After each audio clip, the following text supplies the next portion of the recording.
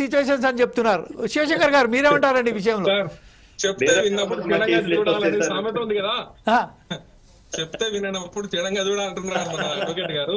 అది కాదండి, మనము ఒక 50 కోట్ల మంది గురించి ఆలోచిద్దామండి. 1 crore మెంబర్స్ అంతా లేమ్ అండ్ లేమ్ కాదండి. 50 crores మంది మెంబర్స్ ఉన్నారు కదా, వాళ్ళకి మాక్సిమం రేషియో చెప్తున్నాను, ఇన్ ద సెన్స్ రేషియో వాళ్ళకి ఎంత ఆ ట్యూన్ ని ట్యూన్ లాగా చూడరు. మీరు ఇప్పుడు చెప్పే కాలర్ ట్యూన్ ది అదేదో జస్ట్ పాట లాగా వింటుంటారు, ఏదో హైపోతలు ఉండేసి.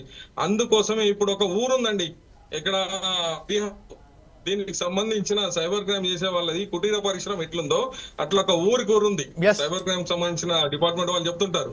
ఇంకెక్కడండి దానిలో వాడు రిమోట్లీ ఎక్కడో ఉంటాడు, ఒక చిన్న గుడిసెలో ఉంటాడు, ఒక కంప్యూటర్ పెట్టుకుంటాడు, కాఫీ పెట్టుకుంటాడు, పెట్టుకునేసి ఇప్పుడే ఏఐకే కమాండ్ ఇస్తాడండి. ఇప్పుడు ఏది దీనిలో వస్తుంది, మన టికెట్ బుక్ చేసేటప్పుడు మీరు చూడండి, I am not a robot అని వస్తుంది, గమనించారండి?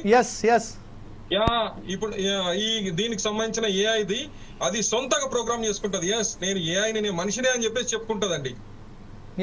ఇప్పుడు మనము ఆ కమాండ్ జిగ్ జాగ్ కర్సీ లెటర్స్ ఉంటాయి కదా, అది క్లిక్ చేసినాకనే మనకి బుకింగ్ కానీ బ్యాంక్ ట్రాన్సాక్షన్స్ కానీ ఉంటుంటాయి కదా, ఏఐ ప్రోగ్రామింగ్ తోని కూడా సొంతగా చేసుకుంటది. అంటే ఏమంటున్నట్టే పెరుగుట విరుగుట కోసమే కానీ ఏంటంటే దాన్ని ఎట్లా వాడాలో మనమే కాదండి.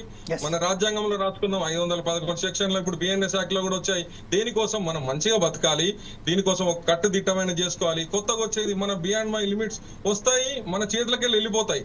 దీనిలో మంచి అయితే ఎంత ఉందో చెడు కూడా అంతే ఉంది. నేను ఏమంటున్నానంటే మళ్ళీ చెప్తున్నాను, ఒక ప్రోటోకాల్ వైజ్ గా ఒక రెగ్యులారిటీ కమిషన్ వేసి ఏఐని ఎంత వాడాలి, ఉద్యోగాలను ఎట్లా కాపాడుకోవాలి, దీనిలో ఎంత రేషియో ఏం వాడాలి అన్ని చేసి కూడా మనం రోబోలకు అయితే అటాచ్ చేసి పెట్టాం కదండి. మనకైతే వేరే ప్రపంచం అయితే ప్రైజ్ ఇవ్వడానికి లేదు.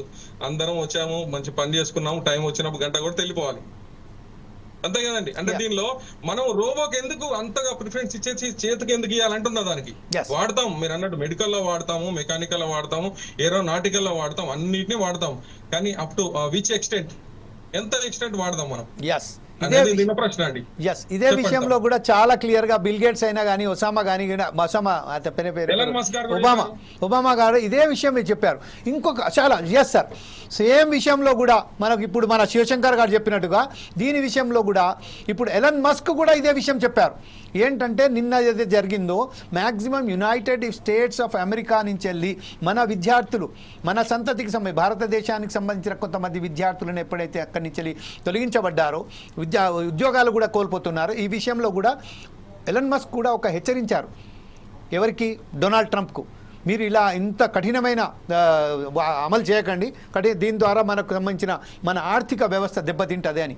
ఈ విషయంపై ప్రస్తుతం మనం చూసినట్టయితే యునైటెడ్ స్టేట్స్ ఆఫ్ అమెరికా లాంటి దేశాలు, చైనా లాంటి దేశాలు కూడా ఈ కృత్రిమ మేధ ఏదైతే ఉన్నదో ఆధారపడి ఉన్నది వాస్తవమే. కానీ దీని ద్వారా ఏదైతే ఉన్నదో వాస్తవానికి మానవాళి మీద దెబ్బ పడుతుంది అనేది మాత్రమే ఉన్నది. దీని మీద ఒకసారి మీరు మరొకసారి రవికాంత్ గారు, మన ఉదయకాంత్ గారు మరొకసారి